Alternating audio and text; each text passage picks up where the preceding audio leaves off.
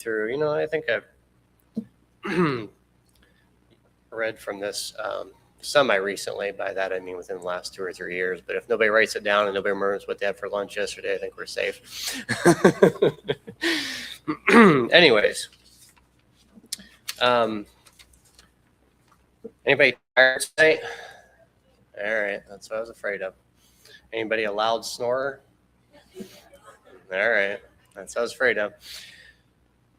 So since they're all having fun at camp and we just had summer blast, I'm going to ask for your help tonight. Now, I know most of you guys don't want to be put on the spot. You don't want to participate. You just want to sit there and zone out. All right, but I know I can count on Ashton for sure, right? He's the #1 participator. So the title of tonight's message is, What Are You Waiting For? Right now, you know how you can say things in different ways. And, I'm not the most patient person in the world. I'm not anywhere close to the top 10 or even probably 10 million. But, Pastor jokes all the time about, not being patient about when you're driving. That's definitely me. But so waiting is not my strength in any fashion or form. Now, some people, maybe they don't mind, you go to a doctor's office, you're going to be there for 3 hours or whatever, and they just take a book or a magazine or whatever, and it's fine. Me, I'm like, my appointment was at 8:30 and it's 8:25. What's going on?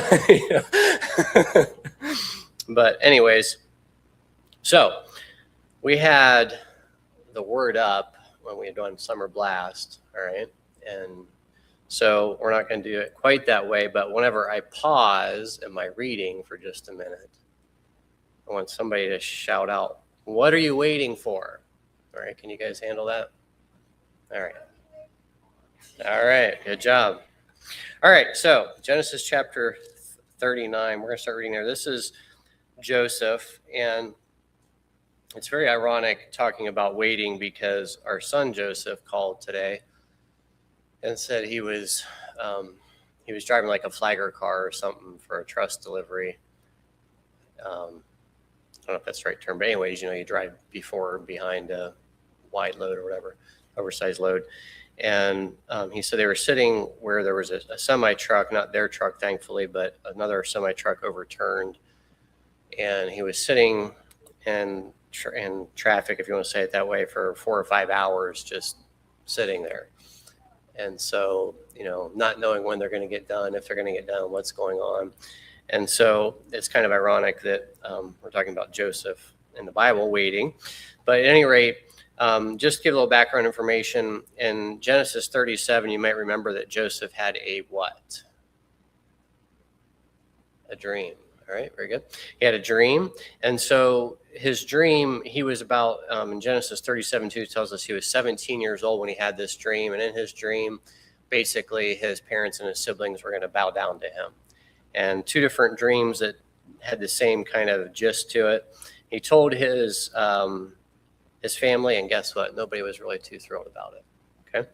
So, Matthew's 17 right now. So, if he came back from camp and said, hey guys, they're giving their testimonies. I had this dream at camp and all you guys, you're going to end up bowing down to me. All right. I'm sure there'd be a line that would just form right there at the end. Zachary would probably be the first one and it would be okay. Right. It'd be wonderful. No. So they weren't that excited about it, but he was 17 years old. And so, they always say, they have all these things about dreams and how they say it, goals or dreams with deadlines and all that stuff. You got to work towards it if you're going to make things happen, all that stuff. Well, it didn't work out that great for Joseph because he had this dream and nobody really liked it. His father rebuked him and his siblings obviously hated him. And then he went to check on his brethren, and of course they saw him coming, took his coat, threw him in the pit, was going to kill him, ended up selling him. And, as much as you might fight with your siblings, that's definitely crossing quite a few lines there when you throw them into a pit and then sell them. And so that was bad. So from there, he went into Egypt, and then he was sold, became a servant to Potiphar. And while he was there, of course, he was lied about and then put in prison and then forgotten by the butler, I think it was, that was supposed to, tell everybody, don't forget about Joseph and stuff. So not exactly the most direct route to his dream coming true. And so, as we'll find out here, I don't know if we'll end up reading the verse or not, but if I don't read it, by the time Joseph is actually standing before Pharaoh and interpreting his dream, he's 30 years old. So a span of 13 years from the time that he had his dream until, I wouldn't even say his dream was fulfilled at that point, because it was a while then before his brothers came. But 13 years when you're like Tiffany's age is not that much. But, when you're 17, 13 years is a long time. All right. So Allison, you're not too far past 17. So can you imagine 13 years from now, you would be how old in 13 years? You don't have to tell us, never mind. But anyways, that's quite a bit of time. All right. So we're going to get started here. Enough of that. Genesis chapter 39. You guys remember what you're supposed to do when I pause for a few seconds? What are you waiting for? All right. I knew you could do it. Okay. So Genesis 39, verse 1. And Joseph was brought down to Egypt, and Potiphar, an officer of Pharaoh, captain of the guard, an Egyptian, bought him of the hands of the Ishmaelites, which had brought him down thither. And the Lord was with Joseph, and he was a prosperous man. He was in the house of his master, the Egyptian. And by the way, this is how you know the Bible is inspired by God, because, if man was writing the Bible, you wouldn't call someone who is sold as a slave into Egypt as a prosperous man. All right, so God's perspective, obviously, much different than our own. Verse 3, and his master saw that the Lord was with him, and that the Lord made all that he did to prosper in his hand. What are you waiting for? All right. I should have taken the opportunity to take a drink while you were doing that. All right, I'll catch it next time. All right, and Joseph found grace in his sight, and he served him, and he made him overseer over his house, and all that he had put into his hand. And it came to pass from the time he had made him overseer in his house and over all that he had, that the Lord blessed the Egyptian's house for Joseph's sake. And the blessing of the Lord was upon all that he had in the house and in the field. And he left all that he had in Joseph's hand, and he knew not aught he had, save the bread which he did eat. And Joseph was a goodly person and well favored. It came to pass after these things that his master's wife cast her eyes upon Joseph, and she said, lie with me. But he refused, and said unto his master's wife, behold, my master wotteth not what is with me in the house, and he hath committed all that he hath to my hand.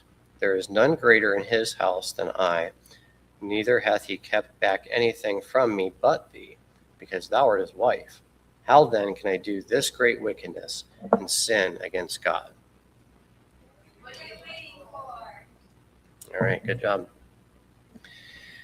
And it came to pass, this is verse 10, as she spake to Joseph day by day, that he hearkened not unto her to lie by her or to be with her. It came to pass about this time that Joseph went into the house to do his business, and there was none of the men of the house there within. And she caught him by his garment, saying, lie with me. And he left his garment in her hand and fled and got him out. And it came to pass when she saw that he had left his garment in her hand and was fled forth, that she called unto the men of her house and spake unto them, saying, see, he hath brought in Hebrew unto us to mock us. He came in unto me to lie with me, and I cried with a loud voice. And it came to pass when he heard that I lifted up my voice and cried, they left his garment with me and fled and got him out. All right, good job. So I'm going to skip down a few verses, but so she tells her husband when he gets home, and in verse 20, and Joseph's master took him and put him into the prison, a place where the king's prisoners were bound, and he was there in the prison. But the Lord was with Joseph and showed him mercy, and gave him favor in the sight of the keeper of the prison. And the keeper of the prison committed to Joseph's hand all the prisoners that were in the prison, and whatsoever they did there, he was the doer of it. The keeper of the prison looked not to anything that was under his hand, because the Lord was with him, and that which he did, the Lord made it to prosper. All right, you guys are doing good. All right, we're gonna go through verse 14, and then we'll get into the lesson. All right. So I'm giving you a lesson in waiting just right here with all this reading. It came to pass after these things that the butler of the king of Egypt and his baker had offended their lord the king of Egypt. And Pharaoh was wroth against two of his officers, against the chief of the butlers and against the chief of the bakers. And he put them in ward in the house. So apparently this guy was a picky eater, because his butler and his baker, he didn't like either one of them here for a little bit. And he put them in the ward in the house of the captain of the guard, into the prison, the place where Joseph was bound. The captain of the guard charged Joseph with them, and he served them. And they continued a season in ward. And they dreamed a dream, both of them, each man his dream in one night, each man according to the interpretation of his dream, the butler and the baker of the king of Egypt, which were bound in the prison. What are you waiting for? Taking a drink. I don't hear Ashton back there. Are you saying it? All right, good job. It's got so much other participation, it's hard to distinguish. All right, verse 6. And Joseph came in unto them in the morning and looked upon them, and behold, they were sad. And he asked Pharaoh's officers that were with him in the ward of his Lord's house, saying, Wherefore look ye so sadly today? And they said unto him, We have dreamed a dream, and there is no interpreter of it. And Joseph said unto them, Do not interpretations belong to God? Tell me them, I pray you. And the chief butler told his dream to Joseph, and said to him, In my dream, behold, a vine was before me. All right, so basically, you can finish reading here, but the one guy, he says, good news, in 3 days you're going back to your job. The other guy, sorry, but not happening for you. Okay, and so he was going to be executed. And of course, it happened just as God had given the interpretation through Joseph. And of course, he tells, Joseph says in verse 14, But think on me when it shall be well with thee. Now look at Joseph's faith here. He's so confident in what God had told him about this man's dream. He said, look, when everything I just told you happens in 3 days, think on me when it shall be well with thee, and show kindness, I pray thee, unto me, and make mention of me unto Pharaoh, and bring me out of this house. All right, so by this time, Joseph was probably long forgotten by whoever put him in jail. It wasn't the top priority on whoever's list. He was a servant, whatever. He's in jail. Nobody's too concerned. Nobody there to intervene for him. So Joseph said, look, when you go back to your job, you're right there with the king. Put in a good word for me. I want to get out of here. All right. And of course, if you drop down to verse 22, but he hanged the chief baker as Joseph had interpreted to them. And then it says in verse 23 about the butler, in verse 21, it says, And he restored the chief butler unto his butlership again, and he gave the cup into Pharaoh's hand. And then in verse 23, Yet did not the chief butler remember Joseph, but forgot him. And then verse 1 of chapter 41, And it came to pass at the end of 2 full years that Pharaoh dreamed, and behold, he stood by the river. So 2 whole years, the butler just forgot about him. Now, we've all forgotten things before, right? But for 2 years, you know what I mean? And so Joseph's life, like I mentioned, from roughly age 17 to age 30 was a lot of crummy situations and a lot of waiting and a lot of not knowing what was going to happen next. Now, you could be in a crummy situation for a couple of years. Let's take, for example, you have, you're going to college or something, and there's, a definite time that you're going to be done, and you're like, okay, if I can just get through this, if I can just do that, other goals, there's somewhat of a time frame, and you can kind of get yourself focused and make yourself work towards it. But Joseph didn't know where any of this was going. When he was the servant for Potiphar, he didn't know how that was going to go, what was next, what was going to turn out. Went from bad to worse by going to prison. Had no idea how long he was going to be in there. Finally had a little glimmer of hope with Butler, being that close to the king or to Potiphar or whatever you call him. Yeah, not Potiphar, but Pharaoh. Help me out there, another P word. Anyways, but, little glimmer of hope, and he's probably thinking, okay, first couple of days, yeah, I didn't expect to happen this quick. A week later, yeah, well, I'm sure he's got, busy, not top priority. A month, wonder what's going on. 6 months, boy, I didn't think it was going to take this long. A year, man, I guess it's not going to happen.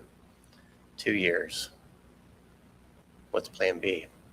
Sit in this prison, you know what I mean? So not an easy situation to be in. But let's look at a few things from these passages about waiting. All right, now, chances are you're probably waiting on something, some answer from God, some direction from God, some help from God, some healing. And if you're one of those people that likes to wait and are good at it, I'm not going to be offended if you get up and go home and get something done at the house. But if not, let's look at verse 2. All right, first thing is this: while waiting, recognize that God is with you. Now, I already mentioned in verse 2 that the Bible says here, and the Lord was with Joseph, and he was a prosperous man. And he was in the house of his master, the Egyptian. Now, not a great situation, pretty awful, actually. Didn't get to say goodbye to anyone, didn't know if he'd ever see them again. And yet, the Bible reminds us here the Lord was with Joseph. So whatever stage of life you're in, God is with you. Whatever you're waiting on, God is with you. And the Bible describes him as a prosperous man. Like I said, that would not be my description. If I was writing a postcard from Egypt, it would not be, hey guys, I'm having a great time. I'm very prosperous here. But that's how God described him, because God was with him. And you'll notice when he got into the prison, it says in verse 21, and showed him mercy and gave him favor in the sight of the keeper of the prison. So wherever Joseph was at, God was with him and God blessed him. All right, so waiting is not fun, but God is with you. The second thing I noticed is that in verses 4 and 5, Joseph served faithfully. So even though he was there, didn't want to be there, he wasn't just like doing the minimum to get by. It actually tells us that he was promoted. He was made overseer. Okay. This wasn't like our day today where you just, can't find anybody that's a good worker, and so you got to put somebody in that slot. Joseph was promoted because he was being faithful. He was serving faithfully in the job that he had. He didn't start out as overseer, but he was made overseer because he served faithfully.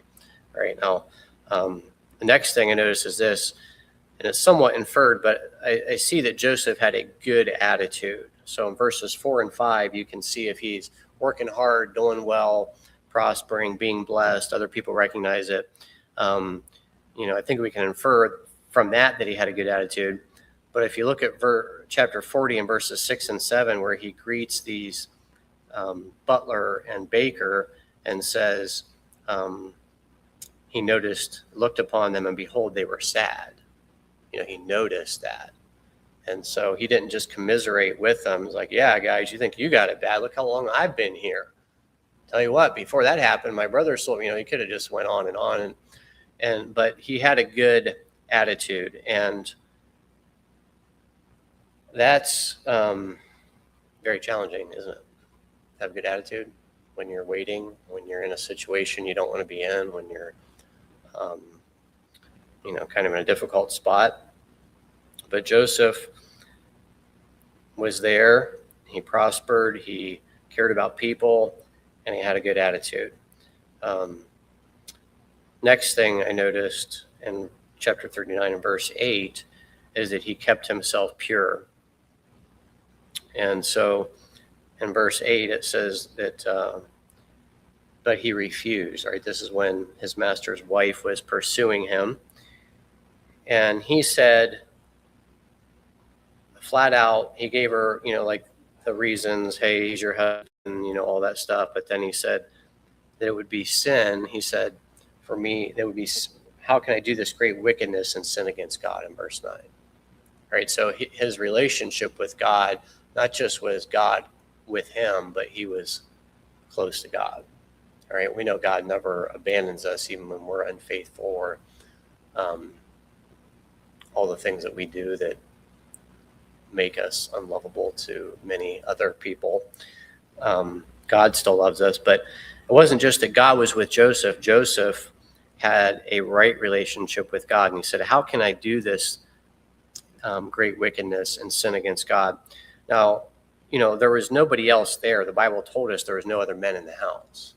Okay, he's not close to home. He's not under any supervision. There's nobody around. And, you could say that this was his boss telling him to do something. You know what I mean? His boss was Potiphar, but this was his wife. If his wife asked him, hey, why don't you move this refrigerator? And Joseph said, you're not my boss. Not doing it. Okay. That wouldn't have went over very well. So he could have played that card. Hey, she told me, she's my boss, so to speak. He could have easily justified it, but he did not. All right. In fact, he ran away.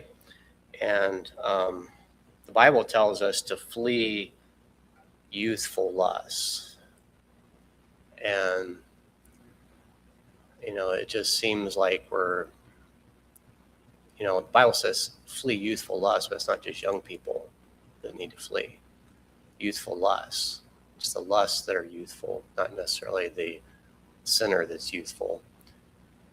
And, it's really heartbreaking how many middle-aged and older people are falling into sin and wrecking their lives and just believing the devil's lie. But Joseph didn't do that. He ran, he got himself out, and he said, no way. And, he tried to just tell her no, like he had many times before. But when she, pushed it further, he just ran and got out of there. Now we wouldn't look at that as, especially as a young man, oh, I'm not running away. I'm not backing down. I'm not, you know what I mean?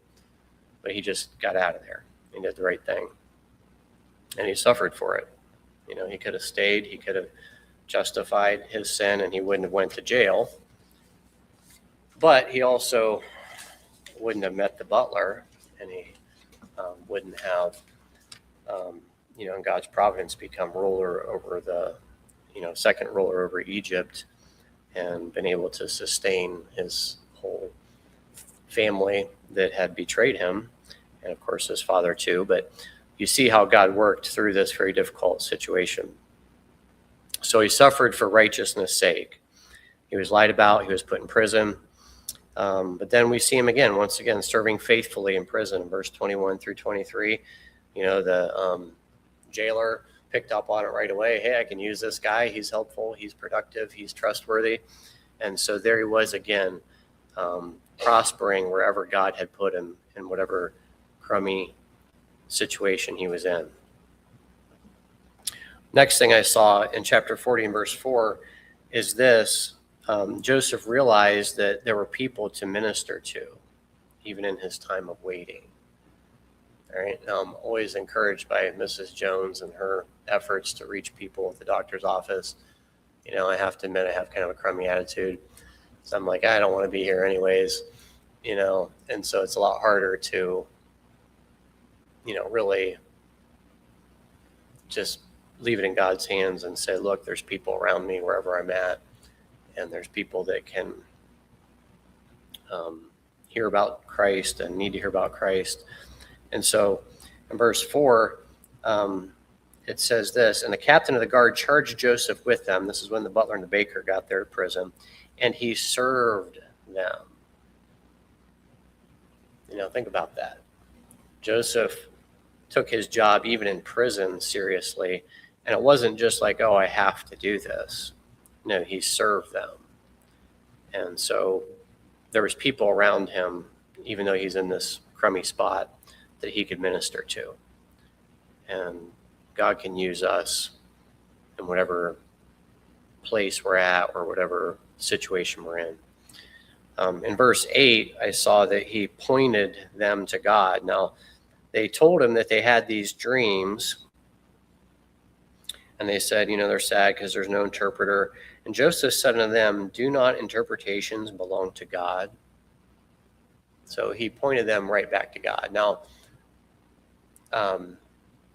if you just think into this situation, Joseph at age 17 had a dream. Let's just say, to be safe, he's 10 years removed from that. And now here he is. These guys come in.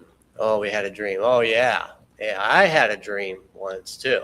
Let me tell you about that dream. Let me tell you what didn't happen in 10 years. Okay.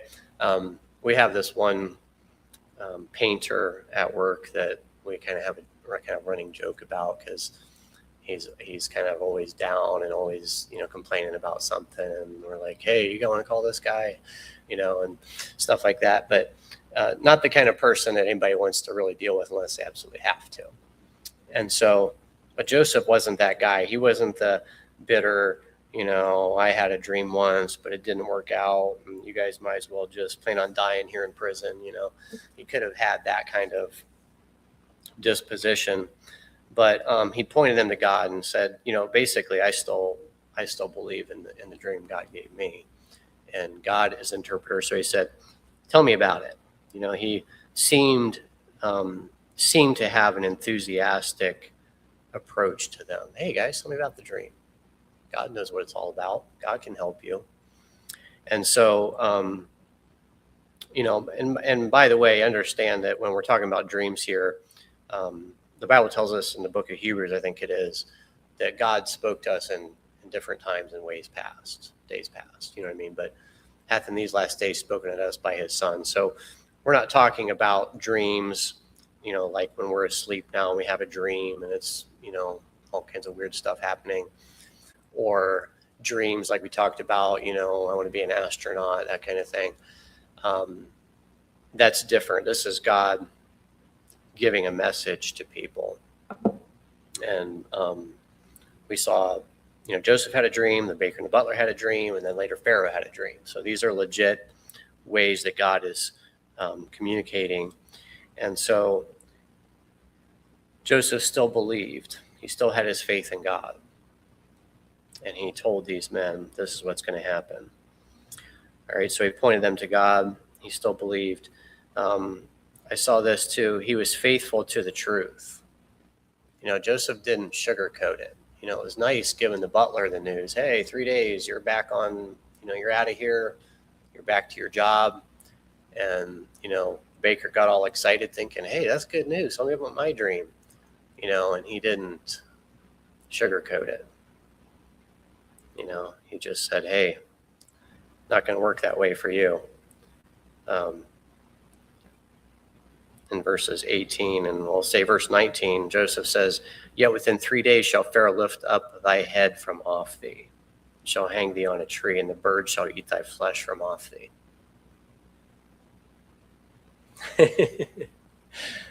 Not a great message to deliver. Okay. But, it's kind of like, when you're trying to tell somebody how they can be saved, they have to know that sin is real and hell is real, and that their sin has separated them from God. So Joseph was faithful to the truth. He didn't sugarcoat it.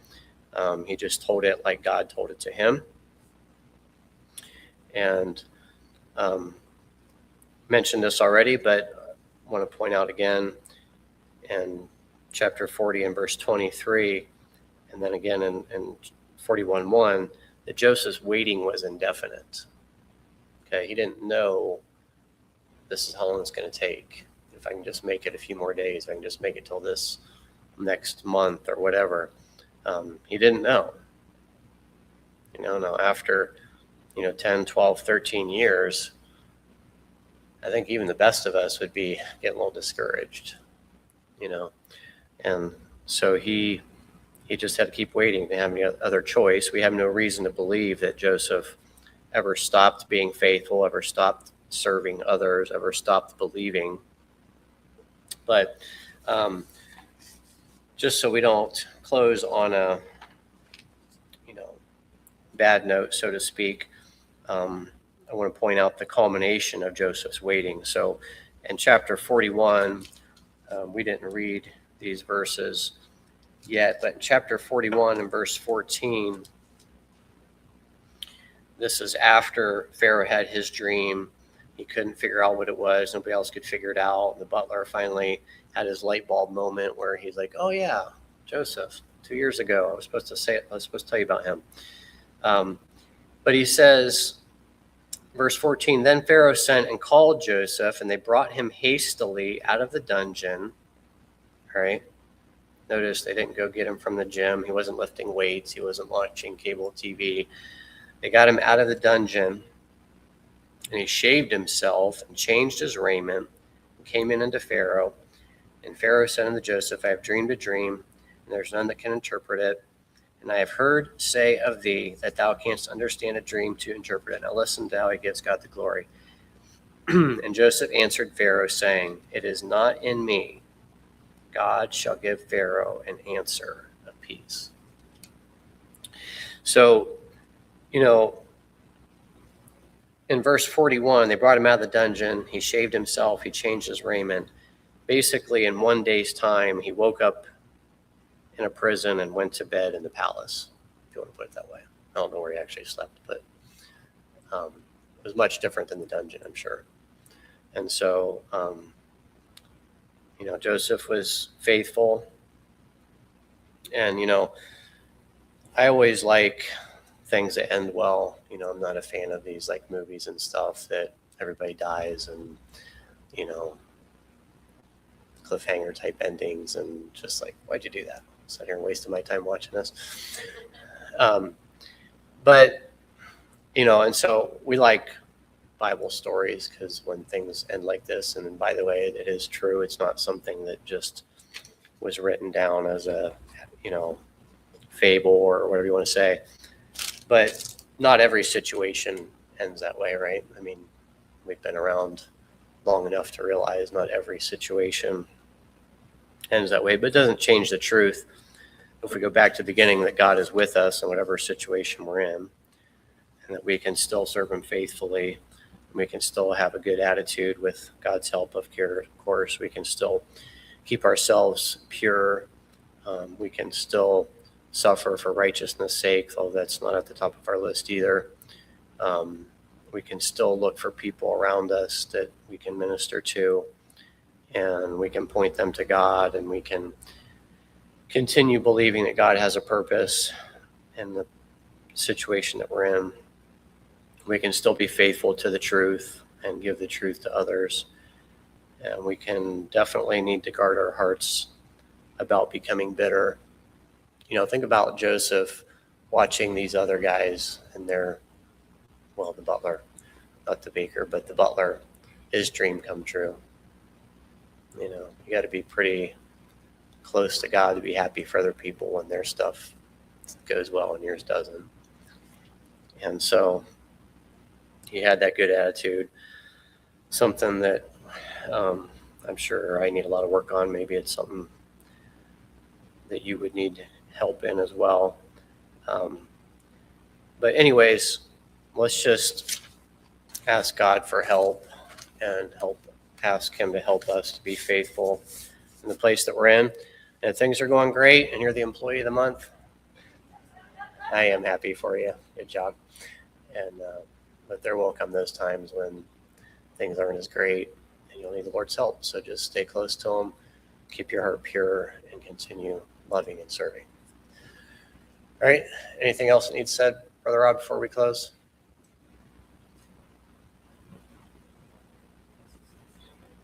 All right. Okay. I guess we probably have time to divide up and pray. So let's go ahead and do that.